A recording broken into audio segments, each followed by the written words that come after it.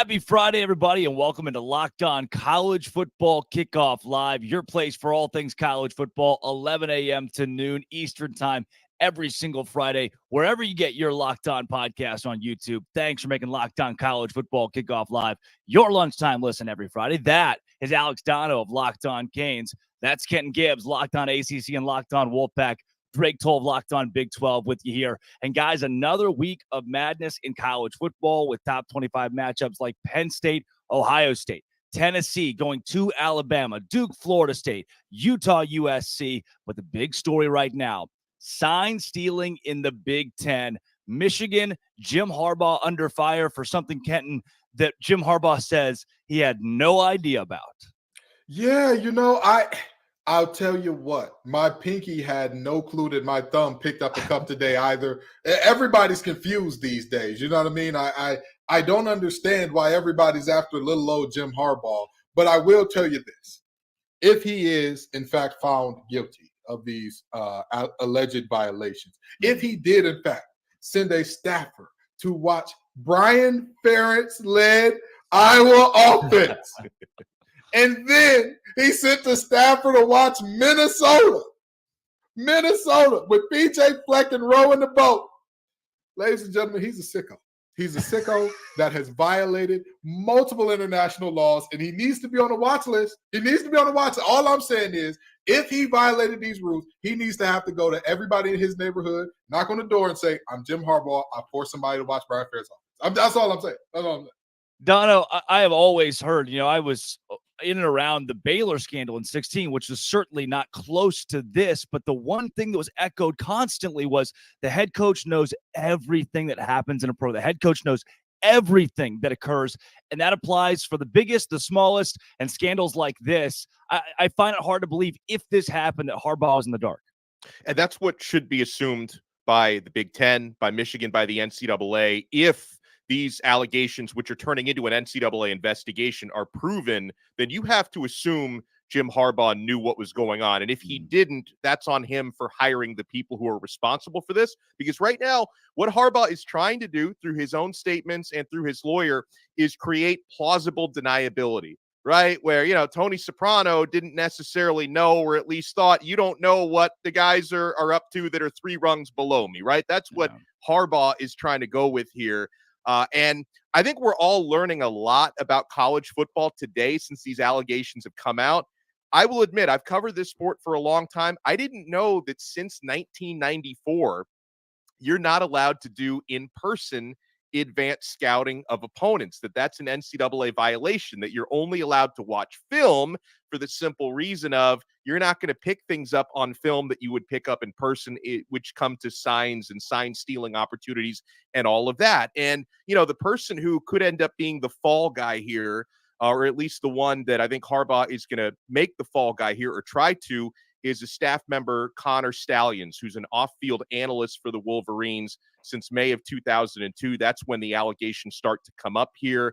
He's been a coach in some capacity at Michigan going back to 2015, where he called himself a volunteer coach at that time. He seems to be the one that the NCAA considers the person of interest for organizing this. But I completely agree with both of you guys. I mean, if this is proven, again, this has got to come down on Harbaugh. And if I'm Michigan and I'm looking at my head coach, well, didn't, we just suspend him, or he suspended himself, or whatever that was, for 3 games for completely separate violations, recruiting violations during COVID?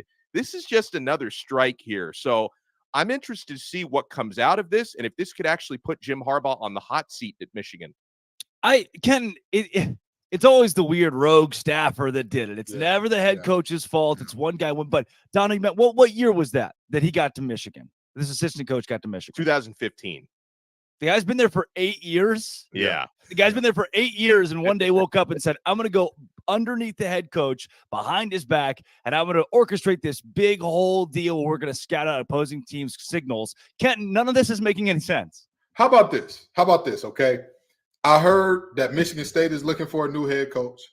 I'm hearing that Michigan may be looking for a new head coach. I've been in North Carolina for about a decade now. I told myself that I was going to avoid coaching. But if need be, I know that y'all got out of paying Mel Tucker $90 million or so. I know that U of M is probably going to get out of paying Harbaugh a ton of money as well. All I'm saying is us three need to get out of this here recording booth and head on up to Michigan, okay? I promise you, we'll run a clean program. We won't steal signs. We won't steal signs. I wouldn't know the first thing about how to steal a sign, so we're good. We won't steal anything but money from the programs. That's it. That's it. We'll get away with some legalized bank robbery. But very seriously, I don't understand what is going on with these coaches, that you are in a position where the world is in your hands. If you look at Michigan's roster, objectively speaking, they are a virtual all-star team compared to the rest of the conference, with the exclusion of Penn State and Ohio State. What are you doing? No. You don't need to do this. No. You are better than everybody by a mile. And the part that really blows me about this the most is Jim Harbaugh is a guy who prides himself on doing it the right way, who talks about, some people were born on third base and think they hit a home run. Well, brother, if you illegally stole those bases, you're on third base too, and you didn't hit a triple. So I look at this situation, and it's very disappointing to me because, again, it's very similar to the Mel Tucker situation. And regardless of the legality of what has happened or whatever, this is still a black eye for your university. It's a black eye on your personal profile, and you're potentially forfeiting, and this is crazy to say, 8 figures. Yeah. 8 figures. Over what? For what? If you didn't think your team could win, go to Rich Rod route. Rich Rodriguez ran Michigan into the ground, got his checks, and left. He left. What are we doing here that you feel the need to cheat in this way that is now, after you've already just come back from a suspension, put yourself in more jeopardy? Yeah. Guys, before we look at the biggest games this week, though, I want to go back and give some credit where it's due to a team like Washington that went out against Oregon, who had some questionable coaching decisions and clock management there late. And Dono, the Huskies remain undefeated and look like a true playoff caliber team right now.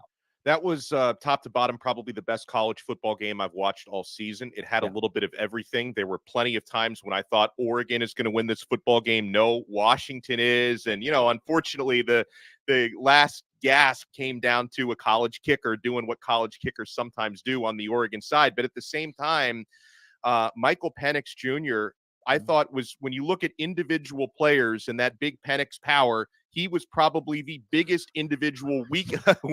I was wondering if someone would catch that. That's awesome. I think it just took us a second. There's no way Dono said that. The Italian man in the hat. Innuendos. Usually it's Kent and I, but all right, Dono. Yeah. Onward.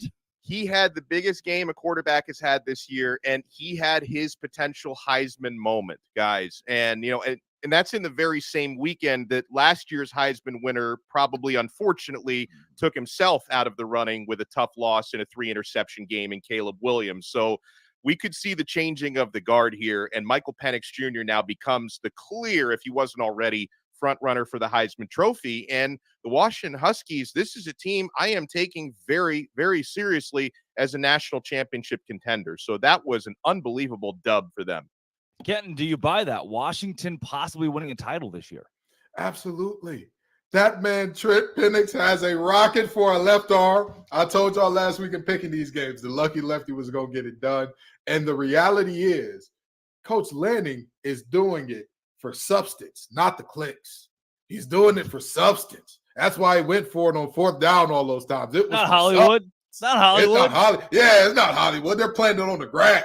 Well, guess what? You just got your tail whooped on the grass, and it's your fault, Dan. Maybe, just maybe, next time, spend a little bit more time focusing on your team and your strengths and weaknesses. And I think the funniest thing about people not looking at his blunder, because I don't think his blunder was as bad as Mario Cristobal's. I don't think it was as bad, but it's near that. It wasn't. It's near that for this reason. 3 different times you go for it on 4. 2 of those you were well within field goal range. If you hit one of those field goals, just one of them, this is an entirely different game. If you hit both, you win. You win the football game. So, all in all, I just very much so like to thank Michael Penix for making me right here. I always appreciate being right. And, they say that left-handers are the devil's servants, but guess what? That man was giving them hell all afternoon on that day. This week, guys, biggest game of the week is really not close. We got a top 10 matchup, 11 a.m. on Fox between Penn State and Ohio State. Locked On Nittany Lions host Zach Seiko joins us now.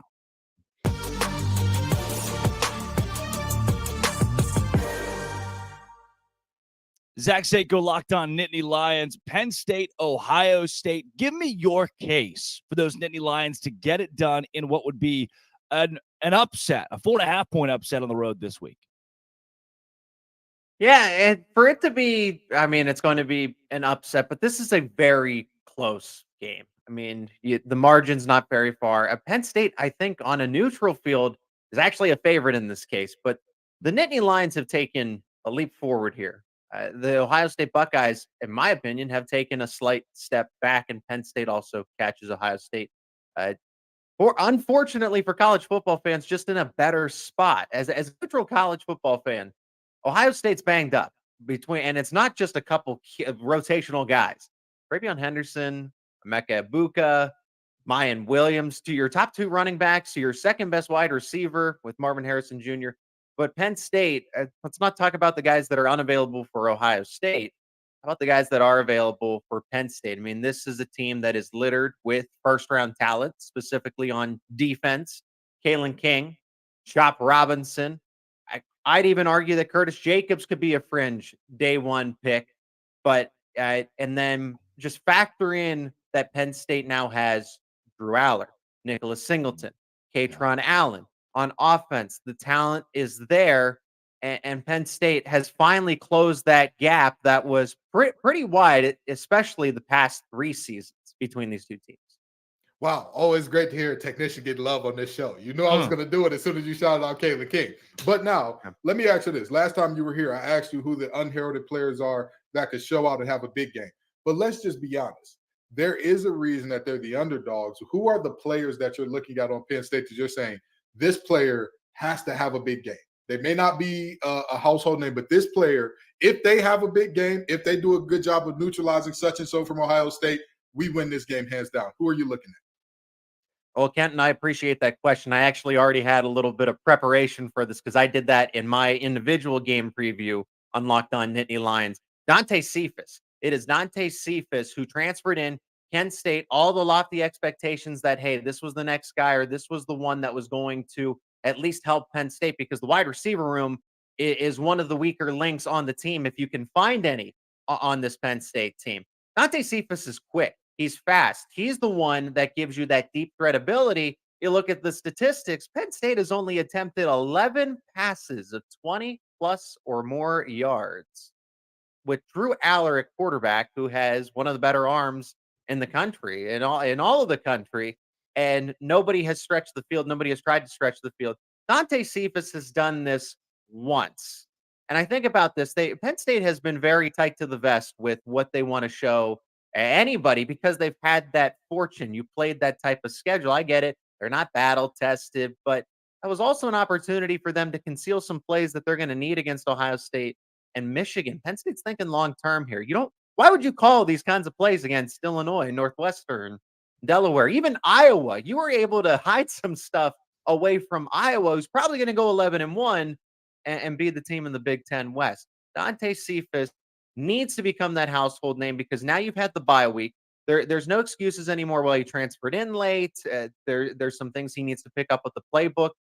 That's at this point, now that you're past the bye week, that can't be the excuse anymore. I was making that excuse for him. I've run out of time here. If Penn State wants to help out the run game in itself, keep Ohio State's defense honest, Dante Cephas over the top, at least to open things up schematically so that the ground game isn't smothered by a Jim Knowles who's going to try to sell out for it with cover 0.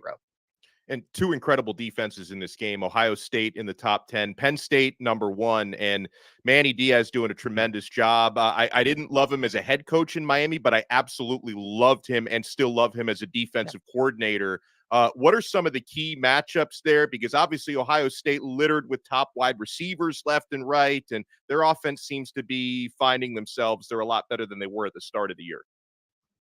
Yeah, that's definitely the case, and that's going to happen with a first-year starter in quarterback Kyle McCord, a first-year offensive coordinator in Brian Hartline. Those when you make that kind of change, I think that hasn't been talked enough about for the Buckeyes here, but now they're at the midseason point too. Same thing with Penn State. They've had to kind of figure it out with a new starting quarterback and some small changes here and there. As far as what you're asking about defensive matchups, it's that pass rush, that blitz-heavy defense from Manny Diaz, who calls havoc-type plays, blitz plays 56% of the time. That leads the country, and it's not even close. And the Ohio State offensive line, typically a top 5 unit, at least over the past 5 years, has taken a significant step back, and the tackles are more unreliable. The interior of the offensive line for the Buckeyes, pretty good. They returned 2 starters to guard. But the tackles, that's your questionable play. And where does all of Penn State's pressure come from? On the outside, Chop Robinson, Adisa Isaac, and then you send those cornerback blitzes from any which way. And Kyle McCord, a first-time starter. CJ Stroud didn't run a lot, but CJ Stroud was mobile. He could tuck it and run when he had to. And Justin Fields, we know he was a true dual threat quarterback. Kyle McCord is not that. So that's the matchup I'm really honing in on from Penn State's defensive perspective. And it helps when Henderson is not 100%. Don't know if he's going to play or not. Same thing with Mayan Williams. And then Emeka Ibuka. So you can focus a little more on Marvin Harrison Jr. because a Julian Fleming and those inexperienced freshmen, with all the potential in the world, I get it, are not where they need to be for this game specifically. Zach Seiko, Locked On Nittany Lions. Before we get you out of here, give me a score prediction on this game with Ohio State and Penn State. The total's taken a nosedive, and rightfully so. I mean, both these teams statistically are very good defensively. Penn State averaging 1 point. Everyone talks about the secondary. The run defense has allowed just 1.8 yards per carry. That's Madden on rookie mode and franchise type of numbers here. So the Nittany Lions, I get it. The competition hasn't been the greatest. Ohio State has been battle tested with Notre Dame. Penn State played Iowa and West Virginia and handled them pretty well. We're finding out, Drake, you know this. West Virginia is much better than advertised. I'm going to go 27-22. It's going to be I go with the weird score for Ohio State because I don't think they'll have any problems moving the football. It's getting down into the red zone where they've been average. They've been okay. And Penn State, especially if you don't have Henderson and Williams at full strength and the play gets a little tighter down there, you're not going to, when it gets too close to the end zone, you are not going to have that capability of pushing the line of scrimmage forward. And Ohio State's going to settle for field goals. Penn State's going to get that pressure, cause some turnovers and short fields. And what they've been doing, grinding opponents down to a victory. 27-22 Penn State. Not just a cover, an outright win for the Nittany Lions. That's Zach Seiko of Locked On Nittany Lions. Zach, thanks for joining Locked On College Football Kickoff Live. Absolutely. Thanks for having me back. Appreciate it.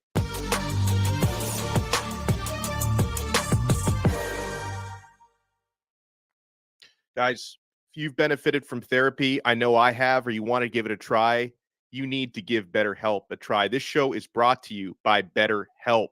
Folks, sometimes in life, you may struggle to manage your time. Your brain never stops moving. I know at times I've struggled with managing my family life with my work life. If you've been thinking of starting therapy, give BetterHelp a try. It's entirely online, designed to be convenient, flexible, and suited to your schedule. Just fill out a brief questionnaire to get matched with a licensed therapist. And if for whatever reason you want to find a different match, you can switch therapists anytime at no additional charge. Make your brain your friend again with BetterHelp. Visit BetterHelp.com/LockedOnCollege today to get 10% off your first month. That's BetterHelp, H-E-L-P, BetterHelp.com/LockedOnCollege.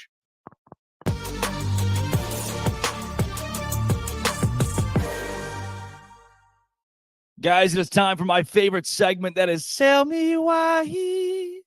And before we get into a little extra this week, and before we get into the actual Tell Me Whys and clips from across the channel here, I think I'm sold on the Penn State Nittany Lions. This was not an emotional Zach Seiko. This was not an overly charged, fired up for a big game Zach Seiko. This was numbers, facts, figures, who plays, who doesn't.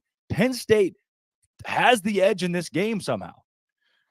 Drake told, I need you to do your best Harbaugh impression and go watch that young man record his shows in person, because that was a fired up Zach Seiko. I'm sorry to tell you. Oh, no. that was not emotionally charged. That young man is very even-keeled. He's a smooth operator. I'm telling you. He never gets too high, never gets too low. Regardless of what's going on with Penn State, he's going to come on and be the same guy. But I'll tell you this. I'm sold too. I love Penn State in this one too. because number one, Ohio State is banged up, which he referenced earlier. But number two, we talk about Ohio State is battle tested against some better teams and all that. I'm just gonna be honest. Notre Dame has a ton of Dr. Jekyll and Mr. Hyde in them. Mm-hmm. And even beyond that, in terms of your physical play, they finished out the game with 10 players on the field for the last 2 plays. And where was the ball run, Dono? You watched that game. Where was that ball run, Dono? Oh, in the middle? It was ran where the 11th guy would have been. Oh, I'm sorry. Yeah, where the 11th guy More wasn't. specific, Dono. He's a football player. 10 men on the field. But that's my point. Penn State's not going to have that problem. James Franklin has historically had troubles winning the big one, right? That's been the thing. But here's the thing. James Franklin has never had the horses in the stable that he has right now. I think it's fair to have that criticism of coaches who have had all the biggest names, all the stars, all that. James Franklin is just now getting that, and I think that he shows it. I think he shows why, at the end of the day, there are questions about Ryan Day's ability to win a big game as well, and I think that this one elevates those questions up until he plays that school up north. Yeah, Dono, you buying that here. You like Penn State. You can sell me as far as covering the 4.5 point spread. I'm still, and I'm going to stick with that. So I am betting Penn State plus 4.5. At the same time, I think this is going to be a very close game. I like how Zach mentioned if it was, at a neutral site or if it was at Happy Valley, of course, Penn State would probably be favored. I do still see value when Ohio State is the home team in a tough place to play, packing over 100,000 fans in there. The injuries on the Ohio State concern me. From a Penn State side, listen, I know we can say it 100 different times. They have been a dink and dunk team this year, whether that's just by design or taking what the defenses give to them. I still can't automatically say, hey, the downfield passing game is going to go from 0 to 60 against Ohio State's top 10 defense. So as far as picking a straight up winner, I could see Ohio State winning by a point, 3 points, but I am taking Penn State plus 4.5. So we got a comment here from Mr. Jones. The Big Ten is weak. In the SEC, Ohio State would be Kentucky. Now that seems pretty hyperbolic to me, guys. You can see Kenton Gibbs to see you rolling your eyes here for Mr. Jones. Pass me a bottle. This guy's obviously been drinking, Kenton. He hasn't just been drinking. Get him blood tested. Get USADA involved. Can I get a Counting Crows reference? Anybody here? Listen, all I'm saying is let's see if he's off some beaver tranquilizers or something like that as well, because this is ridiculous. Where does the SEC get off? I get it. You've won a lot of championships. You have historically been the best. I'll give you every bit of props for that. I'll give you every bit of kudos. Clap it up for the SEC, everybody. Clap it up for the SEC. But yesterday's price is not today's price, in the words of Fat Joe. Yesterday's price is not today's price. We live in a performance, what have you done for me lately industry. And last time I checked, folks, the SEC did not have a winning record out of conference against the Power 5 this year, did they? 3-6, right? 3-6. Oh, okay. So somehow I'm supposed to believe that this 3-6 conference, the conference that made North Carolina look unbeatable, made their defense look like the 85 Bears, the conference that made Quinn Ewers look like the next coming of Peyton Manning, the conference that had multiple teams walk into their trap and take over their trap in non-conference, all of a sudden, because they're playing each other and it's somebody's sorting to the top, oh, they're the best. Oh, the Big Ten can't compete. Oh, no. Ohio State's just Kentucky. Come on. Ohio State is Kentucky. I'm going to just tell you this. I hate to quote Tar Heels, but I'm going to have to do it. I'm going to have to quote the most famous Tar Heel of all time. Stop it. Get some help. Mr. Jones, having grown up in Arkansas, SEC country, I think Ohio State is Vanderbilt. I love the sentiment there, Mr. Jones. Thank you very much. Well, and I'll give Mr. Jones a pass because I've driven through SEC country before, specifically when you get into Kentucky and Louisiana. Every few miles, there are whiskey distilleries. So, if he's taking those tours, getting those samples, I'm going to give the guy a pass. And listen, there have been some years where you can make that argument. A lot of years where you can say, the second or third best team in the Big Ten would be Kentucky in the SEC. This is just not the year to make that argument. Feel free to watch Fox at noon on a Saturday and see what some of the other conferences are doing. You don't have to just stick to the SEC. You know what, guys? Ohio State is the Kentucky of the Big Ten. This is a top 2 team in the SEC East, maybe a top 3 or 4 team in the league overall. So maybe this Mr. Jones is not sliding Ohio State. He's given some beef to Kentucky here. Let's consider all things as we roll through. Sell me why. We love a good rivalry game, right? This is not that. Michigan State and Michigan is supposed to be a big one. Tale of two teams on two very different planets this season. 24.5-point underdogs. Michigan State at FanDuel.com. It'd be the first night game in East Lansing between these two teams. This rivalry, the pride, is all of that enough to help Sparty cover 24 points against a Michigan team that's blown everybody out? Here's Locked On Spartans host Matt Sheehan to tell me why on Michigan State. Matt Sheehan, Locked On Spartans, and hello, Mark. How are you doing today? Why should you take Michigan State plus 24.5 against a juggernaut like Michigan, and a juggernaut that may or may not spy on every single team it plays? Well, look, it fits every stereotype of, this is Michigan State's Super Bowl coming up this year. I mean, find another game on the schedule that's going to be as big as this one for the green and white. I'm not sure if a luxurious bowl game is in the future. So, they're going to give every single ounce into this game. Now, just all that rah-rah stuff aside, it's going to be a nasty game in the state of Michigan. And with 24.5 points, that's a big total. We'll see if they can get the air raid going on the Wolverines side of things. And also, I'm going to leave you with this little nugget here. Michigan State at home, whether they're a good team, whether they're a bad team, they have covered 6 of their last 7 games against the Wolverines at Spartan Stadium. They'd show up. They show up when it's time to play those guys at home. So, 24.5 points. That's why you take it. I mean, we are really not talking enough about how Michigan State's offense is Iowa in disguise most weeks. This is not a good Michigan State team. And I get it, right? The Mel Tucker situation, these kids are reeling. We're talking about 18, 19, 20-year-old kids going out there. So I understand it. But, Kenton, this Michigan team's been rolling through everybody. I don't know if I see why this week's different. We need to rename this segment Sell Me Spies, because I don't care if they got the KGB, the MI6, the CIA. I don't care who Michigan got spied. Michigan is going to dominate this game. Here's the thing. Michigan State, by the way, they have already scouted out Michigan State based on what we know. Report away. Yeah, they've already got it. And not only that, here's the biggest thing that I look at when I talk about this game. Michigan State has gotten better every week in terms of their losses have been closer ever since that Washington loss, and they've gotten closer and closer and closer. They're going to be a team that still doesn't feel good about themselves. A closer loss is still a loss. It's still a game that you look at and you say, man, this did not go the way we wanted it to. Yeah. I know that their coach is going to say, hey, we're right there, guys. We're right there on the precipice. And then they'll see Blake Corum run by, and he won't be this close. He'll be a little bit further.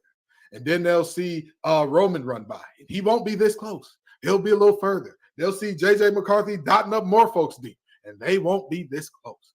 24 is perfect because that's a game that, I know that there is an actual rivalry named Clean Old Fashioned Hate. I believe that's Georgia and Georgia Tech. But this is really, these two really hate each other. Like, this is real life. Like, oh, you're little brother. We're big brother.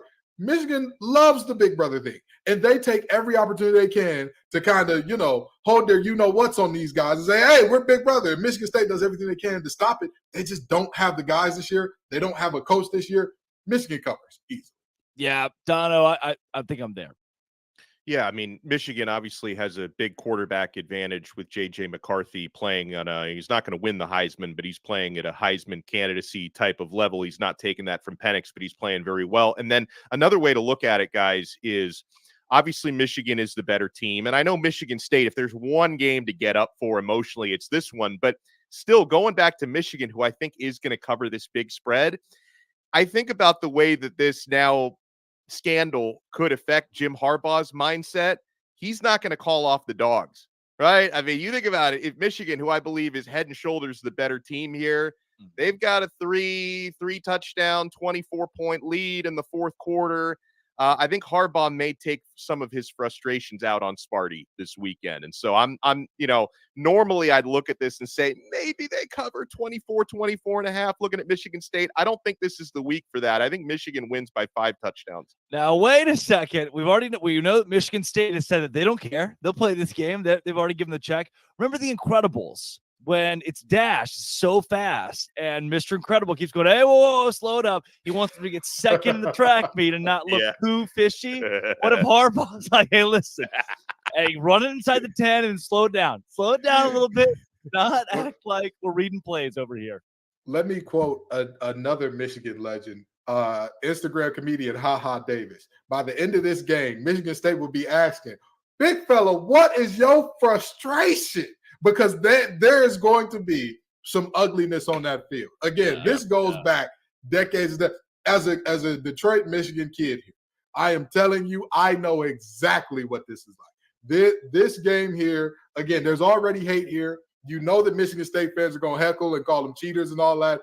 And if I know anything about Harbaugh, he is unapologetically himself. That is one thing that he lost out on the top recruit because he would not take his football cleats off in that young man's house. That is how committed to the bit Harbaugh is. There is no slowing down. If he had Dash would have won that race in 0.1 second.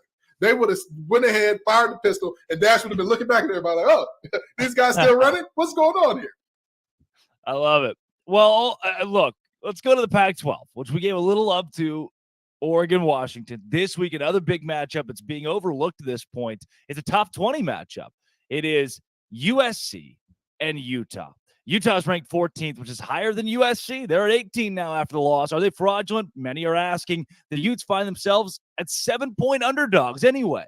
That on FanDuel. Locked On Utes host JT, Worcestershire.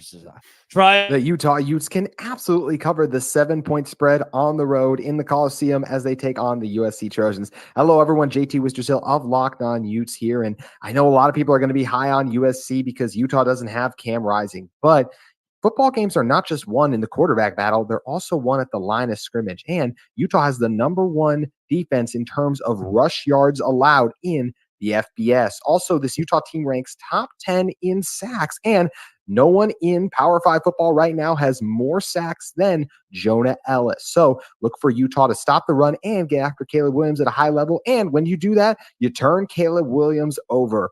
Utah may not win this game. I think they have a good shot to do so, but I do believe they will cover the 7-point spread because the defense is going to have another dominant outing and the offense will do just enough.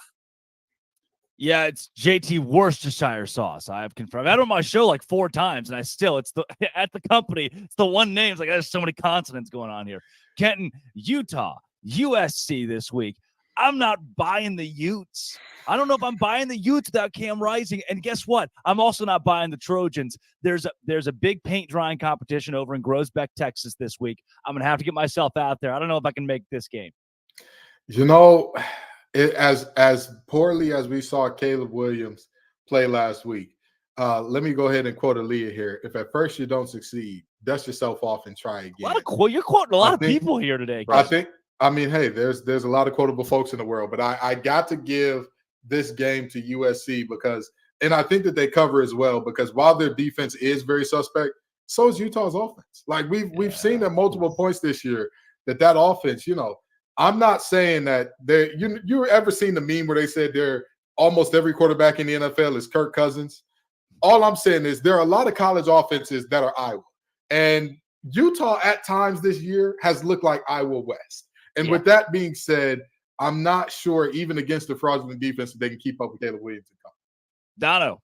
Oh, I'm buying low on USC. I think coming off of, last week's debacle against Notre Dame, a 48-20 loss, I think that's influencing the betting public. I think that's influencing the odds makers. I think this spread would be and should be bigger in USC's favor, if not for last week.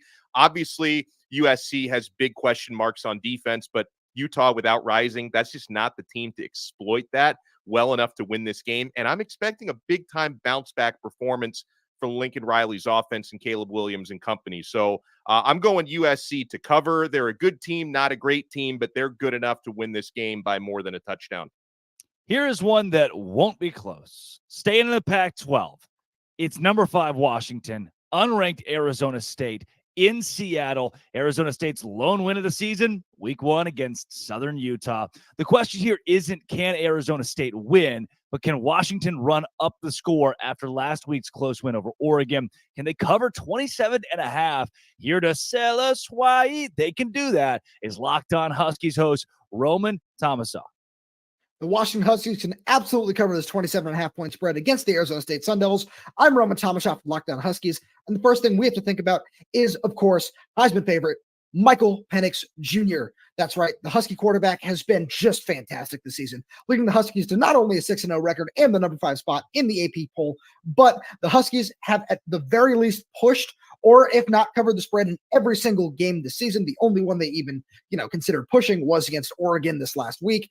And Michael Penix has just done a fantastic job just throwing the ball all over the air. And this Arizona State defense is not great. And the other thing that we need to think about is Washington's defense has a chance to really get right against one of the worst offenses in the Pac-12. So with that being said, I think the Huskies can force a couple of turnovers, maybe even get 3-4 sacks on this Arizona State offensive line. And with the way that they put up points, I think that it's very easy that the Huskies can cover the spread this weekend. Yeah, here's what I'm hearing, Dono. Washington good, Arizona State bad. That's enough for me. I'm passing on this one. I'm not going to pass on talking about it, but I'm going to pass on betting on it. Can Washington cover 27.5 points against a bad Arizona State team? Sure. Should they? Probably. But I'm passing on a number that big coming off a game as big as Washington just had, right? One of the biggest wins any team in college football is going to have regular season all year long. There's obviously an opportunity at a letdown. Now, a letdown game for Washington is still good enough to beat Arizona State relatively easily. But with that said, I'm not betting minus 27.5, not after last week. There could be a bit of a letdown and a hangover. I'm staying far, far away from this one. Yep. Kenton, final score 48-24 is not a cover here. Here's the thing. Arizona State is not a good team. They are 2-4 against the spread this year. Penix has looked amazing, but let me tell you something about that 2-4 against the spread. Their only 2 wins against the spread have come when the opponent has double digits to cover. Right. I think this is another one of those games that, Arizona State, the public perception of them is a little worse than they actually are, number one. I'm not saying they're a good team. I'm just saying everybody thinks that they should be relegated down to FCS immediately, which I think a little bit of a reach there. And even beyond that, I'm looking at this Arizona State team and I'm saying to myself, y'all probably don't need to do that much to not lose by darn near 30 or 30 plus in a game where, again, Washington's coming off a huge, very explosive win where that they gave everything they had. They're going, it's all right, take it easy their way into a 14 to 20 point win this week. Guys, I'm starting to break out in hives. We've spent so long not talking about the SEC. Let's get back to it. Tennessee and Alabama this week, one of the biggest games in the country. We will be joined coming up next by Luke Robinson, host of Locked On Bama. But first, Dono. Guys, you got to snap into action this football season, this NFL season with FanDuel, America's #1 sports book. We've just heard all these sell me whys. Right now, new customers at FanDuel get $200 in bonus bets guaranteed when you place a $5 bet. So if you've heard us talking about all these numbers and these lines, you want to sign up today. It's a great time to do it because you get $200 in bonus bets, win or lose, at FanDuel right now. If you've been thinking about joining FanDuel, there's no better time to get in on the action. The app is so easy to use. There's a wide range of betting options, including spreads, player props, over-unders, so much more. Visit FanDuel.com/lockedon and kick off the NFL season. FanDuel, official partner of the NFL.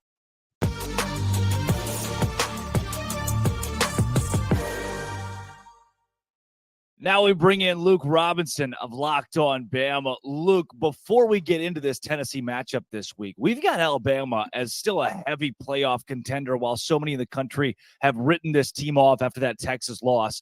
I know Alex and Kenton both have some questions about this game, but I want to go more holistic. This Bama team, to you, are they playoff caliber right now? This year, yes. I think in years past, no. And I mean, the problem with Alabama is they're generally compared to other Alabama teams. I mean, is this team as good as the one that had Tua and Jalen Hurts and Damian Harris and Josh Jacobs and Najee Harris and blah, blah, blah? No, it's not. I mean, it's just not.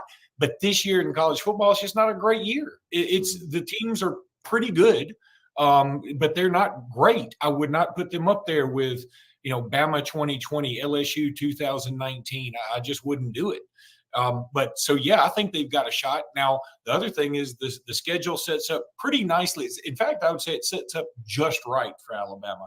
You play Tennessee, who is ranked enough and who's good enough to at least give you some credit, not take away from what you accomplish. Then you welcome in LSU. I assume they'll take care of Army this weekend. LSU Bama could be a game day type scenario because that's going to be one of the biggest games. It's going to be 7 o'clock. CBS is going to be a big deal. A lot of eyeballs on it. Then you go to Kentucky. Again, I know Kentucky's lost 2 in a row. They haven't looked really great of late. But Kentucky is one of those teams that has garnered some respect. So it's not the Kentucky of 15, 20 years ago. Then, of course, you have the Iron Bowl. And, look, we all know when you play Auburn in Jordan-Hare Stadium, that place is an Indian burial ground made out of crashed UFOs. Strange things happen. People are going to give you credit for it. And so that's good. And then, of course, you probably play a Georgia team that's either going to only have 1 loss or maybe be undefeated. And if you can take care of that, there's no way you keep Alabama out of the playoffs. Yeah, I 1,000% agree there. In terms of this game in particular, right? What is the one thing that concerns you most about Tennessee? What is the one thing that you look at with Tennessee where you say, if Bama ends up losing this, it'll be because this thing happened with Tennessee? Yeah, the only thing better than the rush at Alabama when it comes to sororities is the rush for Tennessee on the pass rusher. I mean, on the passer. I mean, they get after it. And Alabama doesn't protect their passer very well. I mean, look, Jalen Milroe is very big, very strong, very athletic, very fast, very mobile, and he's getting sacked about 5 times a game. That's a problem. And I don't think Alabama's played a pass rush quite as good as this Tennessee one. Now, A&M's up there. A&M's very, very good.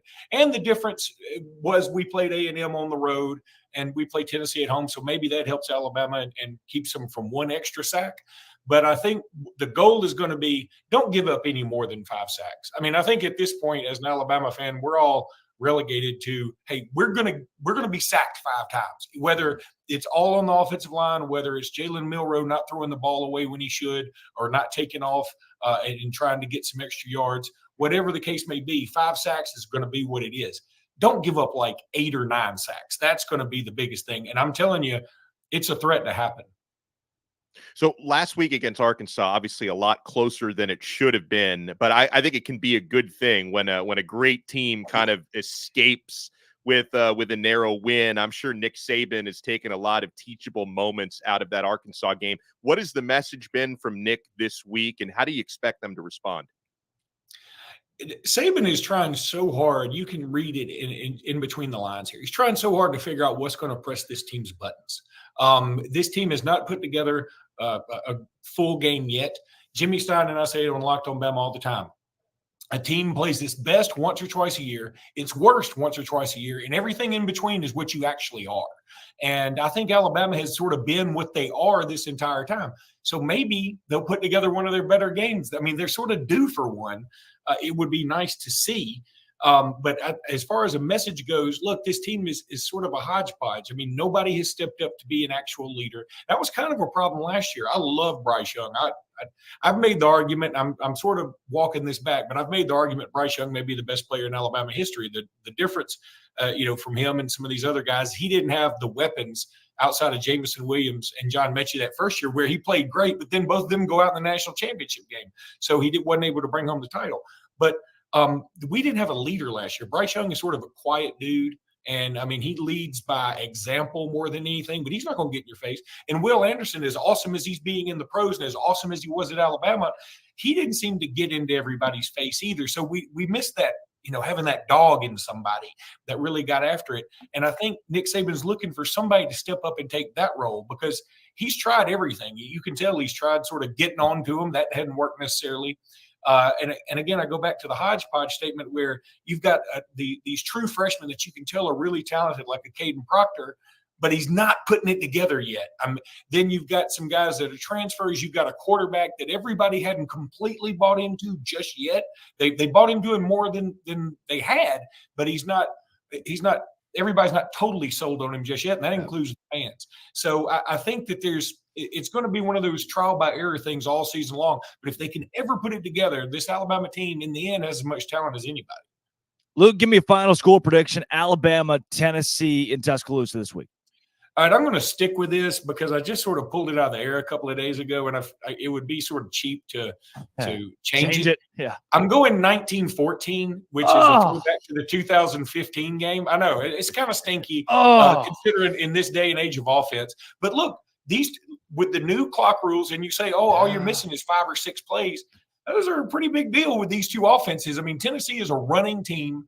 Alabama, yes, they can have the big plays, but if they don't hit a big play, Alabama's had some problems doing anything else.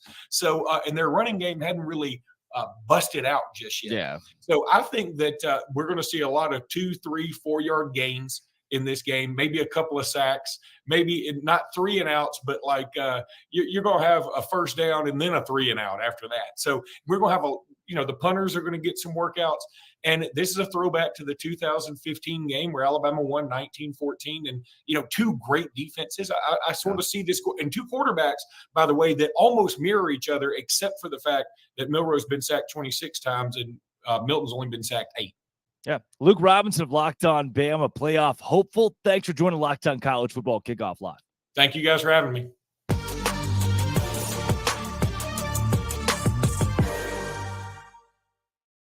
My legs feel great, and they look really good in my Bird Dog shorts. Guys, I've been loving Bird Dogs since they came aboard here at Locked On. They've opened my mind.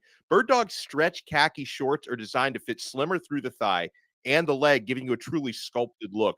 Bird Dog shorts, they do the exact same thing as Lululemon, but they fit way better. I've tried them both. I can vouch for that. They fit way better than regular shorts that are made of a stiff, restricting cotton. Bird Dogs fixed this issue by inventing cloud knit fabric that looks just like khaki, but it stretches to give you a way slimmer fit without having to sacrifice movement. And I need this in Florida badly. Bird Dogs uses anti-stink sweat wicking fabric to keep cool and dry all day long. They are functional for every occasion, guys. Go to birddogs.com/LockedOnCollege or enter promo code LockedOnCollege at checkout for a free Bird Dogs water bottle with your order. That's birddogs.com/LockedOnCollege for a free water bottle at checkout. You won't want to take your Bird Dogs off. We promise you.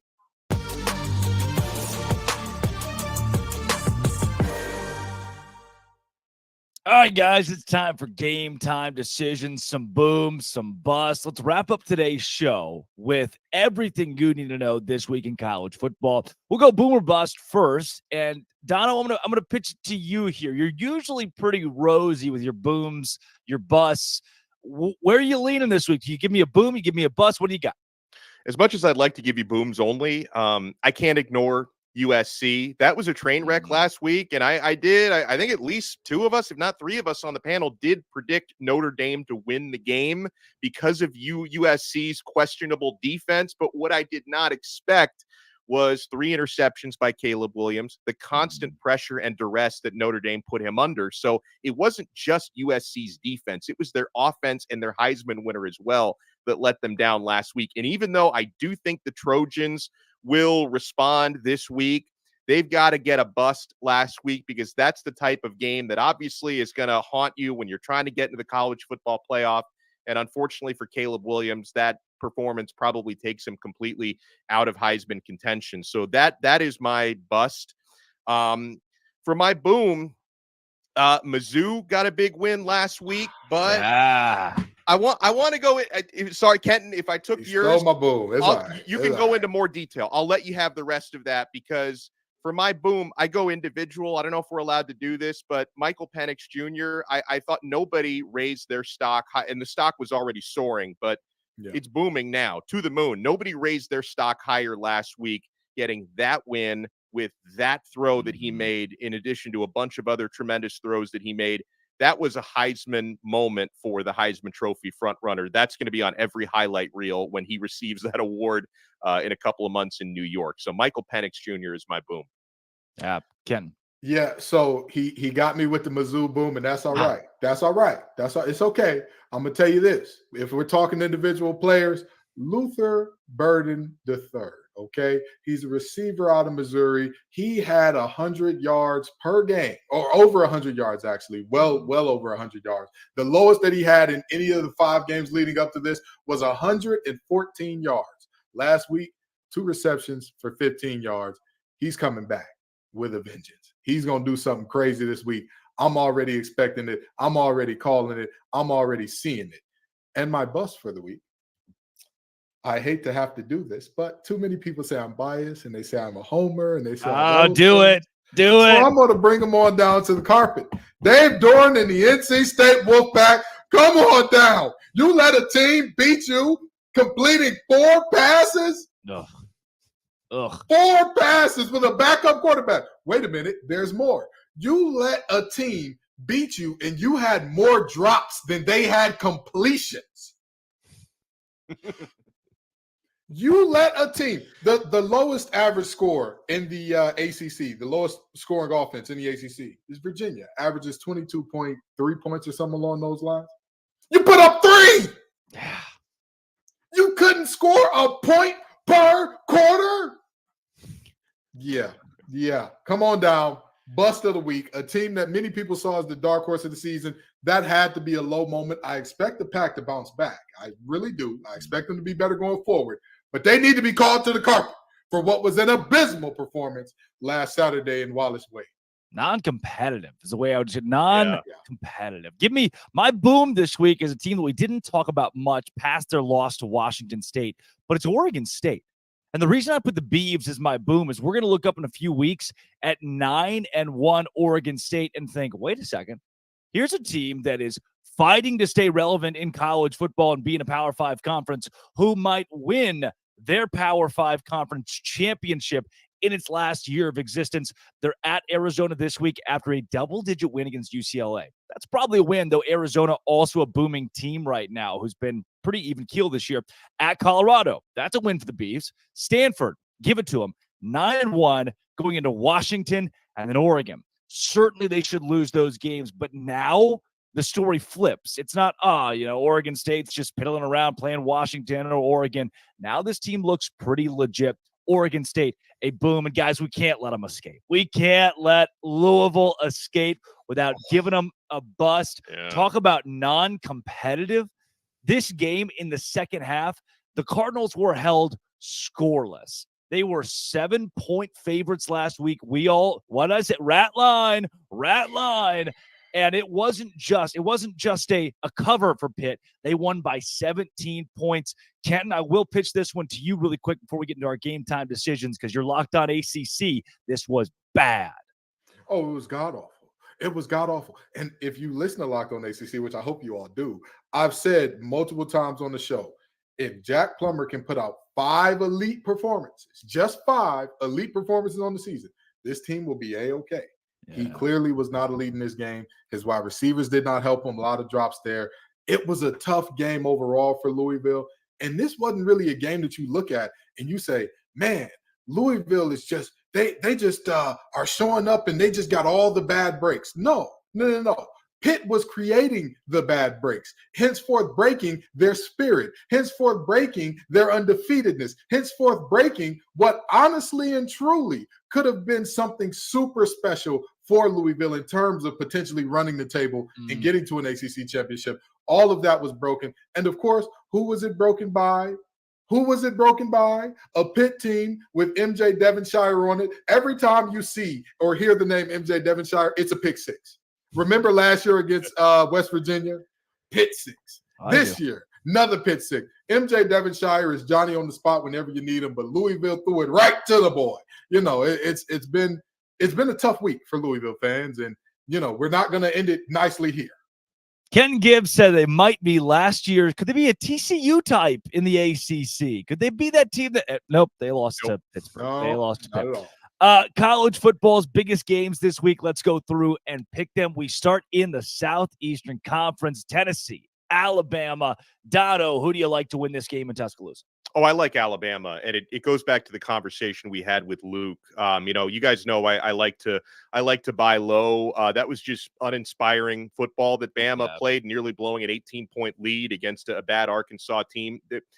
Nick Saban, like Luke said, is always trying to figure out a way to push his team's buttons. I think, bouncing back, it was a dub last week, but bouncing back with a better performance against a ranked opponent is something I expect the Crimson Tide to do. I also don't trust the Tennessee Volunteers to win big games, play consistent football. So I think if anything, you're learning you should probably have Milroe throw downfield more often. That's where he's most dangerous. I see the Crimson Tide winning, and not necessarily saying winning big, but I see them winning by more than a touchdown.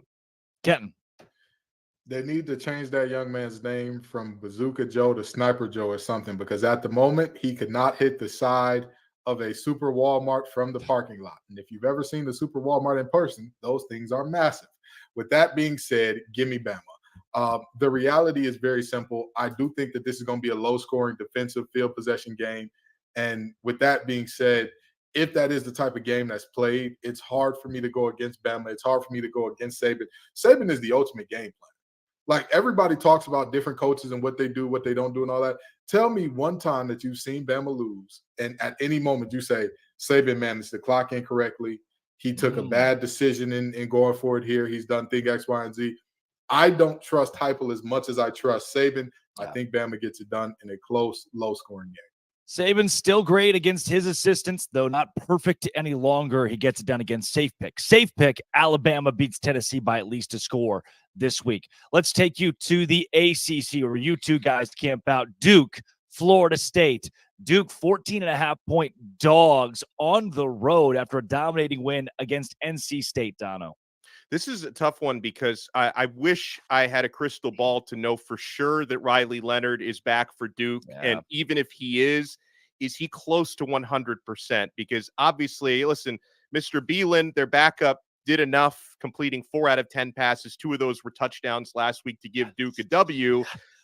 He's not going to be able to lead Duke to a victory against Florida State. You've got to have Riley Leonard. You've got to have a healthy Riley Leonard back. So if he plays and he's 95%, I'm going to say Duke can cover, because Florida State, in certain games this year, like against Clemson and against Boston College, they're undefeated, but they've had a couple of dicey performances. You could see something like that happening against Duke if Leonard plays. If he doesn't play, I think Florida State covers 14.5. And if we find out he's not playing, that number is going to get bigger than 14.5. So watch out for that. But either way, I see Florida State winning. It's just a matter of how close is it going to be, because nobody is stopping Keon Coleman. That dude is just on another level right now, their wide receiver.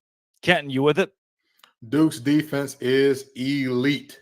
Yeah. They have an offensive line that is physical. They just pound on you and beat on you. It's just body shot, body shot, body shot. And then you drop the hands. And what does a good boxer do? They hit you with the hook. Unfortunately. Oh, you meant body shot as in like boxing. Okay. Yes. Okay. All right. Sorry, Ken. I just graduated college. We would go to Cancun, and I digress. The Duke kids do not party like that, especially not for football. But that's neither here nor there. The reality is very simple. Too much Keon Coleman, too much Jared Verse, too much Kalen DeLoach. This is a Florida State team, stars at every level. Not good players, stars. Guys that will go on not just to play on Sundays, guys that we're going to be talking about in terms of, oh, yeah, we got to get him in fantasy draft coming up. And, we talk about Riley Leonard's injury or not. Johnny Wilson, what's going on there, right? Because if he's good, that's another one that can influence this line, because while Duke's secondary is good, while their defensive line is good, and Florida State has struggled a bit up front at times this season, I don't see a world where they can check both Johnny and Keon for an entire game and this thing be close, especially without Riley Leonard, because from what I saw last week and how bad his hobble was, even if he does play this week, he won't be anywhere near the Riley Leonard that we've seen, and his legs are a big, big part of not only his game, but a part of Duke's offense. So with that being said, regardless if Riley Leonard plays or not, regardless if it's Henry Beelan, don't matter. You know what I mean? It could be Riley Leonard, Riley from Boondocks, O'Reilly Auto Parts. Give me Florida State. And they're going to cover. Before we close this thing out, we already covered and sell me why USC and Utah. So we'll give you Penn State, Ohio State, 11 a.m. on Fox. Gus Johnson, Joel Klatt on the call. Kenton, who do you got in this matchup? These defenses are going to prove to be human. Both of these offenses are going to have very great days. Go the over. I'm going to go 31-28 Penn State. Penn State with the upset outright, Dono. I'm going the other way, Ohio State by 3 at home. So I think Penn State will cover, but just not quite enough. We stay low scoring. I'm going to take Penn State to win this game 20-17, 37 points combined. Penn State gets it done on the road. We got it done today. That's Kenton Gibbs, Locked On ACC and Locked On Wolfpack. That's Alex Dono of Locked On Canes. Drake Toll from Locked On Big 12. Thank you for making Locked On College Football Kickoff Live your lunchtime listen, 11 a.m. to noon Eastern time every single Friday, and wherever you get your podcasts as well. This has been and always will be Locked On College Football Kickoff Live.